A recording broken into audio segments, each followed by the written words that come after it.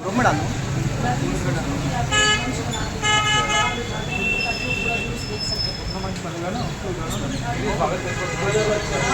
इस तरह से सर ये बॉक्स यहाँ भी खुला हुआ है, अभी बीच वहाँ से चौक पे पूरा खुला हुआ है। यहाँ सर उस समय पावर रखने को जगह नहीं, ये बहुत रिस्की है।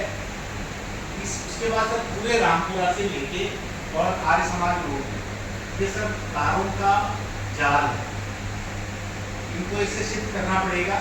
और जिनमें बाहर की तरफ आगे बढ़ा, ये सब बाहर इस तरह से बगियाँ लगी हुई है, तो ये पूरे रोड को बाधित करेंगे। सामान सामने फैला हुआ है, तो 2 लोगों का तो उनको एक पाबंद करवा दिया है नगर निगम की टीम ने। तो जहाँ ज़्यादा भीड़ इकट्ठी होती है, 5 साल में होते हैं, टेम्पर की व्यवस्था भी करो, तो भीड़ 2-3 जगह से पानी को क्रिएट है पूरा। तो जगह जगह जूस के नाश्ते के स्वागत के लिए जो लोग हैं, निवासी हैं, वो अपने काउंटर्स लगाते हैं अपने घरों के सामने, बरामदे में, तो पीने के पानी की व्यवस्था गलियों में रखते हैं। तो और 10 तारीख तक आपने समझ लीजिए कि 10 तारीख में सारा काम संपूर्ण हो जाएगा। लेकिन इस वर्ष अपन थोड़ा लेट से चल पाए हैं, इस कारण से कुछ कामों के लिए अपन को विशेष प्रयास करना पड़ेगा। तो शोभा यात्रा मार्ग के अंदर जितने भी ऐतिहासिक स्थल है उन सबका रंगरोगन हर वर्ष होता है, तो वो अभी हो नहीं पाया है। उनको शीघ्रता से किसी को लेकर के उन ऐतिहासिक स्थलों की इमारतों का रंगरोगन करवाना है। साथ में उन सभी के विद्युत सज्जा भी होनी है। ये एक आवश्यक विषय ये है कि इसमें समय कम बचा है और काम ज़्यादा है। दूसरा, इस मार्ग के अंदर बैरिकेडिंग वाला विषय आपने दिया है, परंपरागत जैसे भी रहता है, किंतु वर्तमान परिस्थिति को ध्यान रखते हुए संवेदनशील मार्ग है जो थोड़ा विशेष व्यवस्था को बढ़ाने की और विशेष सुरक्षा व्यवस्था बैरिकेड की और आवश्यकता पड़े तो बैरिकेड को बढ़ाने की उसके अंदर आवश्यकता हो सकती है। जो जल व्यवस्था वाला आपने विषय लिया श्रीमान जी, तो जो बाराद्वारी है सबसे ज्यादा आवश्यकता वहाँ पे इसलिए पड़ती है कि रामपुरा के बाद से वहाँ तक कोई पानी की व्यवस्था नहीं रहती। शोभा यात्रा मार्ग में तो इतनी स्वागत संस्थाएं हैं जो कुछ न कुछ पिलाती रहती है, तो सब ढापे हुए रहते हैं। लेकिन रामपुरा के बाद से 12 दली तक कोई व्यवस्था नहीं रहती, और 12 दली पे गत वर्ष पानी सब खत्म हो चुका था और बड़ी समस्या वहाँ पर आई थी। तो मुख्य जो व्यवस्था है ना, तो वहाँ पर आकर सब फसल से बैठते हैं, थक जाते हैं। पानी की व्यवस्था, भोजन की व्यवस्था में चाहिए। 10,000 टिकट की संस्था के माध्यम से भोजन रहेगा, जो रात को 11 बजे प्रारंभ होकर सुबह 4 बजे तक भोजन मिलेगा। जल की व्यवस्था हो जाएगी तो वो सारा काम व्यवस्थित वहाँ पर थके मान जाएंगे। 6 बजे चालू हो जाता है बहुत जल्दी स्टार्ट हो जाएगा। 8-9 बजे तो हम लोग पहुँच जाते हैं। पूरा शहर जो घरों में मूर्ति स्थापित करते हैं तो इलीगली आते हैं। उसके बाद जो सर गलियों में जो छोटी छोटी मूर्तियाँ जिनके साथ अखाड़े नहीं चलते, वो लोग आना शुरू कर देते हैं 10 बजे के आसपास। तो 3 फीट 4 फीट 5 फीट 6 फीट की मूर्तियाँ तो सर ये सुबह से आना स्टार्ट हो जाती हैं, और ये क्रम दिन भर चलता है। जो मेन अखाड़ा है, ये मेन अखाड़ा लेट पहुँचता है। वो बहुत बड़ी जो मूर्तियाँ हैं, वो क्रेन की जरूरत उस समय ज़्यादा पड़ती है, 2 क्रेनें लगानी पड़ती है, पर 1 क्रेन की जरूरत तो सर दिन में 10-11 बजे बाद स्टार्ट।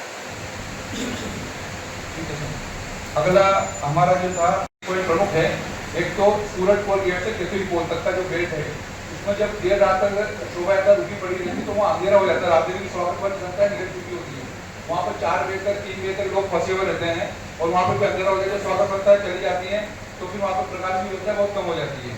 दूसरा, जो 4 खंबा है केंद्र की चौकी वाला, वहाँ से लेकर के गांधी चौक तक ये बेल्ट सकड़ा रोड है, यहाँ भी सेम स्थिति, क्योंकि यहाँ पर स्वागत तय हुआ था 18 को लाइसेंस एक साथ नहीं देंगे, जो निकलना चाहे 18 निकले।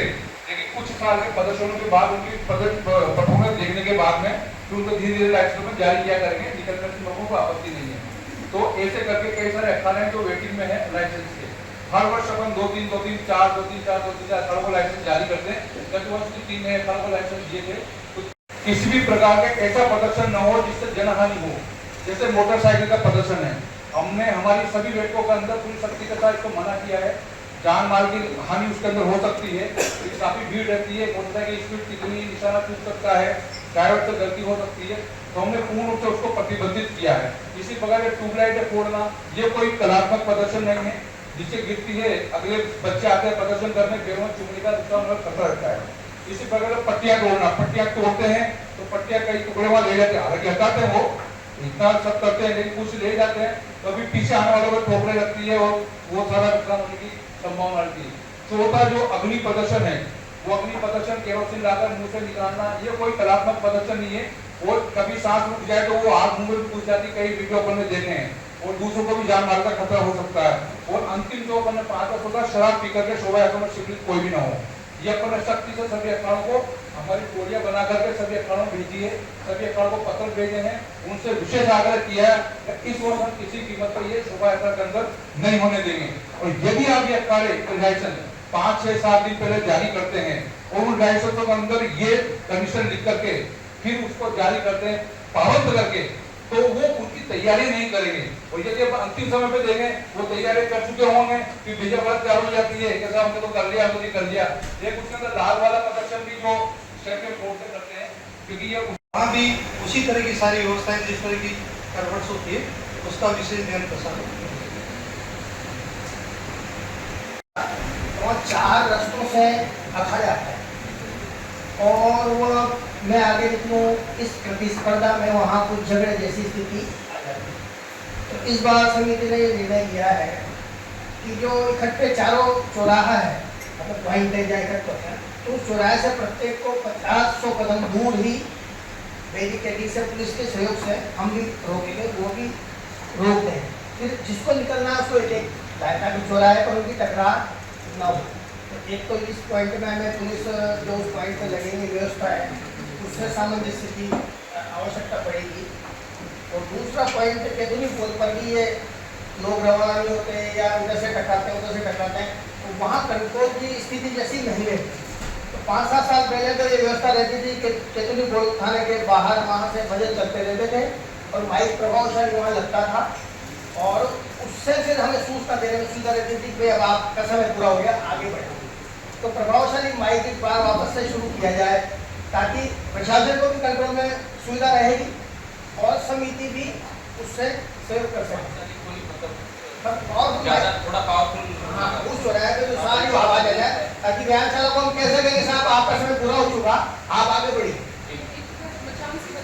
हाँ जी, हाँ जी, उसी में पर वो एक माइक की क्वालिटी अच्छी करके उसको भजन बजते रहेंगे और ये होता रहेगा। उस चौराहे से बाकी को व्यवस्था करनी है, कुछ प्राइवेट कार्यक्रम है वो थोड़ा 150 कदम आगे पीछे कर सकते हैं प्राइवेट, पर क्या प्रशासनिक और समिति की व्यवस्था अच्छी होनी चाहिए, क्योंकि उस पॉइंट पर ही सालों से विवाद सारा बढ़ता है। पूरी शोभा यात्रा सबका नाम न मांगे। एक और निवेदन था कि अपने छोटी मोटी चोटें लग जाती है खेलते हुए या ठोकर लग के गिर जाए बच्चों के या किसी के, तो जो उसके पीछे जो अपनी मजिस्ट्रेट की एक लगाते हैं कई सारी 3-4 अखाड़ों के बाद एक मजिस्ट्रेट रहता है, तो उसमें फर्स्ट एड बॉक्स वगैरह रहे, तात्कालिक छोटी मोटी पट्टियाँ वहीं हरा समन्वय अधिकारी लगाता है, उनको प्राइमरी किट देते हुए उनके पास रहता है। गाड़ी में निकालिए उनकी गाड़ियाँ सबकी महत्वपूर्ण होती है, तो सब अपना पहना भी होती है, ताकि उनको मालूम किया गया उनके साथ करता के रखते हैं। तो उस दिन गणेश जी का पर्व है और पूरे कोटा में उसका भी बंद करने का अपना रहता है, निश्चित रूप से बंद रहे। नहीं, आप लोगों की तरफ से तो बंद होती कागजों पे तो, लेकिन कई जगह अनंतपुरा में और इससे कई जगह ऐसी होती है वो नहीं मानी जाती। आपके पास सबके पास नंबर भी है जी, सूचना दे दो, उस पर तुरंत कार्रवाई जी, ये हम मशहूर करा। कानून अपने हाथ में लगे तो आपने सूचना चाहिए। बिल्कुल सूचना ही देंगे तो हम तो आपको सूचना देंगे।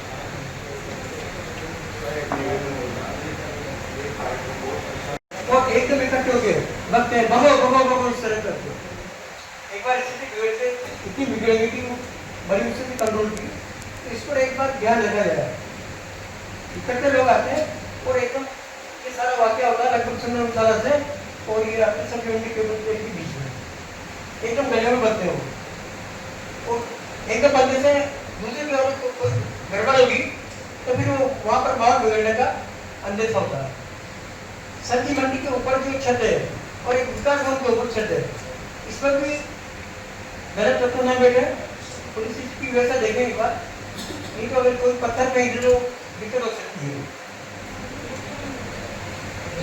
आपको कुछ मत करना, सिंपली लेकिन वो ऑथेंटिक सूचना हो कि साहब ये फलाने के बेच सूचना दे देना, वो आप दोबारा बात नहीं आएगी तो बोल देंगे गले में कुछ रहता है। और कई लोग दूसरों में से व्यक्ति जाते हैं फिर दूसरे से मिल जाते हैं, तो हमारे लिए ठीक नहीं आते लोग। इसके लिए शोभा यात्रा के संपूर्ण संचालन के लिए भी मोबाइल टोली बनाते हैं, इसमें प्रमुख पदाधिकारी उसके नेतृत्व करते हैं। जितने भी प्रदर्शन पॉइंटों पर वो थोड़ी रहती है, तो वो नंबर आप तक पहुंचा दिए जाएंगे सूची बना करके। तो आपके नंबर जो जहाँ जिनकी ड्यूटी है उनके नंबर इधर आ जाएंगे, तो वो आपस में कनेक्टिविटी बन जाएगी, तो इमीडिएट फोन होकर इमीडिएट कार्रवाई हो जाएगी। हर किसी के कहने पर तो आपकी कार्रवाई पर तुम्हारा सपोर्ट होगा। विशेषकर पुलिस का काम है। 7 तारीख को जैसे स्थापना का दिन होता है ना, उसी दिन से इतना मतलब लोगों का फोन आने के लिए परेशानी शुरू हो जाती है। जहाँ जहाँ गणेश जी की स्थापना वर्षों से होती आ रही है, वहाँ वो पुलिस वाले वहाँ संबंधित क्षेत्र के थानेदार या पीओ ऑफिसर वगैरह ये यहाँ स्थापना नहीं करोगे, इसको इधर सरकार को ऊपरी बड़ी क्यों लिया है, छोटी क्यों लिया है, इस तरह की बातें मतलब आती है। तो पहले से ही संबंधित थाने पे इस प्रकार का एक बार मीटिंग होकर के ये स्पष्ट हो जाएगी कि जहाँ जहाँ गणेश जी की स्थापना होती आ रही है वहाँ पर आपको सुरक्षा का कुछ प्रबंध करना है, जैसे करते आ रहे हैं तो वो करें, नहीं करने आते तो समिति वाले जो भी वहाँ पे होंगे वो अपना करें, लेकिन डिस्टर्बेंस नहीं करें, अनावश्यक रूप से वो करावी नहीं करें कि यहाँ स्थापना मत कर, वहाँ मत कर। कई बार तो ऐसा हो रहा है वर्षों से हो रही है, लेकिन हर बार वो आती है कि यहाँ क्यों ला रहे हो मूर्ति, इधर से क्यों ला रहे हो, उधर से क्यों ला रहे हो, होता ही है। दूसरा, जैसे ही स्थापना के बाद 10 दिन तक का टाइम होता है, अखाड़ों की तैयारी चलती है, वहाँ भी पुलिस वाले कहते हैं तेरा नाम बता, 150 कार्यकर्ताओं की लिस्ट दो, इसका नाम दो, उसका नाम दो, ये फिर ये सारी जो होकर के कंक्लूजन एंड में हमारे पास आते हैं कि वो पुलिस वाले आ रहे हैं, वो लिस्ट मांग रहे हैं, ये करते हैं। तो आपको जो भी बात करनी है ना, आयोजन समिति का प्रभारी बना हुआ है, वो बाकी लोग अखाड़ा समिति के बने हुए लोगों से जो भी आपको मांगना है वो इन लोगों से मांगे, बाकी सीधे अखाड़ों को तो है ना जो अनावश्यक डिस्टर्बेंस नहीं करें, बस ये मेरा नियम है। शुरू कर देते हैं। सम्माननीय कलेक्टर साहब, सभी एसपी साहब, सभी प्रशासनिक अधिकारियों, हमारे थानों के सभी लोकजन, सभी को मेरा प्रणाम। बहुत ही अच्छे माहौल में हमारी आज शोभा यात्रा संपन्न हुई है और भगवान से प्रार्थना करता हूँ कि ये निर्विघ्न संपन्न हो। देश जिस दौर से गुजर रहा है वर्तमान में, और जिस प्रकार का वातावरण वर्तमान में देश में चल रहा है, आप जैसे लोगों के होते हुए मैं समझता हूँ किसी प्रकार की कोई बाधा इस कार्यक्रम में नहीं आएगी। और मैं तो मांग करूँगा कि सरकार से भविष्य में इस प्रकार की व्यवस्था हो कि इस प्रकार के जो सार्वजनिक आयोजन है, जो गणेश जी के जुलूस है, इसी प्रकार की नवरात्रा है, देवी स्थापना है, इनमें अगर कोई आदमी किसी प्रकार की कोई अव्यवस्था करता है, उससे जनहानि की संभावना होती है, उस व्यक्ति को जीवन भर जेल में ही सड़े, ऐसी व्यवस्था सरकार को करनी चाहिए। वर्तमान में ये समय आ गया है कि कानून सख्त होगा तभी कोई व्यक्ति इस प्रकार की हरकत करने से बचेगा। पुनः आप सभी का धन्यवाद देता हूँ कि आप लोग हमारे रक्षक हैं, आपके बल पे ये कोटा है।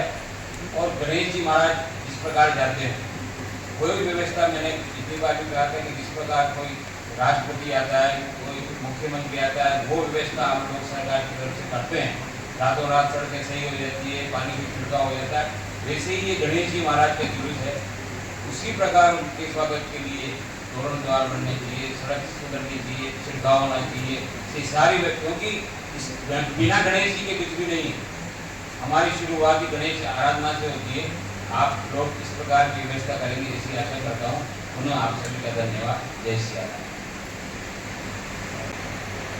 आज प्रशासन के साथ अनंत चतुर्दशी महोत्सव समिति की बैठक में विराजमान हमारे कोटा के डिस्ट्रिक्ट मजिस्ट्रेट आदरणीय कलेक्टर साहब, आदरणीय एसपी साहिबा, प्रशासन के समस्त माननीय अधिकारीगण और हमारी इस समिति के समस्त पदाधिकारीगण, मेरे भ्राता गोदावरी धाम के व्यवस्थापक भैया श्री शैलेंद्र जी भार्गव, प्रभारी दिनेश जी और आप सभी, बहुत सुंदर सभी ने सुझाव भी दिए हैं, आपने भी अपनी व्यवस्था बताई है। पिछले 2 वर्षों से इस समिति की अध्यक्ष रहने का मुझे सौभाग्य मिला है और मैंने पिछले वर्ष भी देखा, उससे पिछले वर्ष भी देखा, प्रशासन पूरी व्यवस्था करता है, लेकिन कहीं कहीं थोड़ी बहुत त्रुटियां रह जाती है, जिसके कारण कई कई घटनाएं हो जाती हैं और वो हम लोग सब साक्षी हैं उस चीज़ के। जैसे पिछले वर्ष हुई, उसके पिछले वर्ष भी हुई, तो सारी व्यवस्थाओं की लगभग समीक्षा हो चुकी है, आपने सबने आपस में बता दिया है।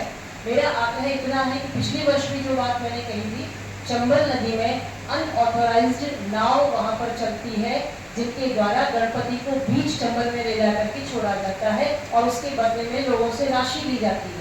वो उनका लालच होता है। उससे कई बार ऐसी संभावनाएं हो जाती हैं कि दुर्घटना हो जाए। चंबल के बीच में जाकर के मूर्ति का विसर्जन होता है।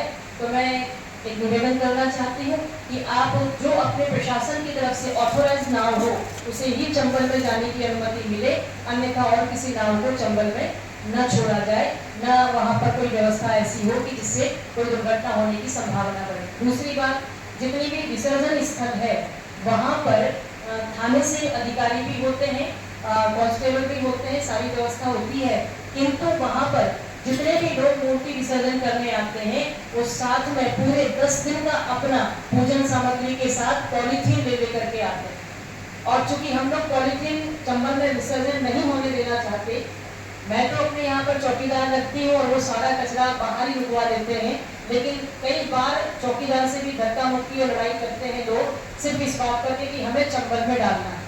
हम नहीं चाहते हैं कि किसी प्रकार की पॉलीथीन जैसी अशुद्धि, ठीक है भगवान की पूजा का सामान है, पत्र है, पुष्प है, धूपबत्ती है, वो सब आप डाल सकते हैं चंबल में, लेकिन पॉलीथीन जैसे जो अपशिष्ट पदार्थ है और जो घुलनशील नहीं है वो तो कम से कम चंबल में विसर्जित ना हो। तो उसके लिए आप लोगों से आग्रह है कि जिन थाने से वहाँ पर ड्यूटी लगती है, अगर वो थोड़ा सहयोग करेंगे वहाँ पर और ऐसे लोगों को रोकेंगे कि आप पॉलीथीन उसमें ना डालें चंबल में। पॉलीथीन के लिए या तो वहाँ निस्तारण की भी कोई व्यवस्था ऐसी हो जाए, कोई डस्टबिन रख दिया जाए या किसी प्रकार का कोई ट्रिपर वगैरह कुछ व्यवस्था नहीं। जो गणपति विसर्जन होता है उसमें और अधिक आपकी भूमिका बढ़ेगी, तो ये बहुत सुंदर जुलूस और आगे बढ़ जाएगा और आप सबका सहयोग ऐसा बना रहे, ऐसी मैं अपेक्षा करती हूँ। परमात्मा से प्रार्थना करती हूँ हमारा ये जुलूस उसी शांतिपूर्ण व्यवस्था से इस बार भी निकले। भगवान गणपति से ऐसी मंगल कामना, सभी को बहुत सारा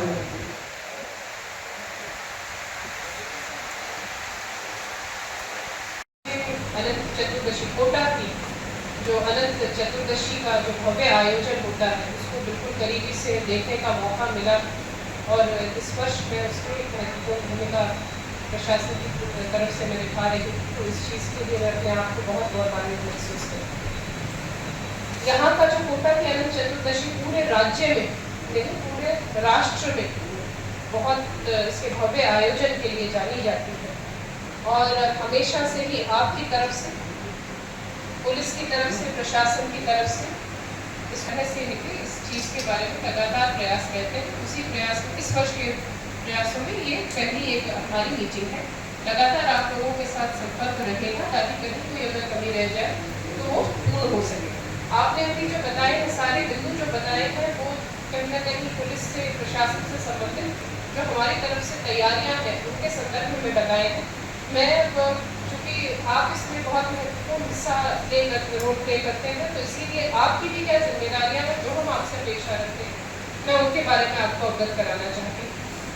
सबसे पहले आपने अखाड़ों की परमिशन के बारे में कहा, अगर आप समय पर इतना करा लेंगे, सभी जो कागज वगैरह आप करा देंगे तो मैं 4-5 दिन पूर्व नहीं, जितना जल्दी आप कराएंगे उतनी जल्दी आपको मैं हमारे ऑफिस में मैं 2 या 3 दिन में जैसे ही आप आएंगे उसके 2 या 3 दिन में हमारे ऑफिस से निकल जाएगी। इस चीज़ की मैं विश्वास दिलाती हूँ।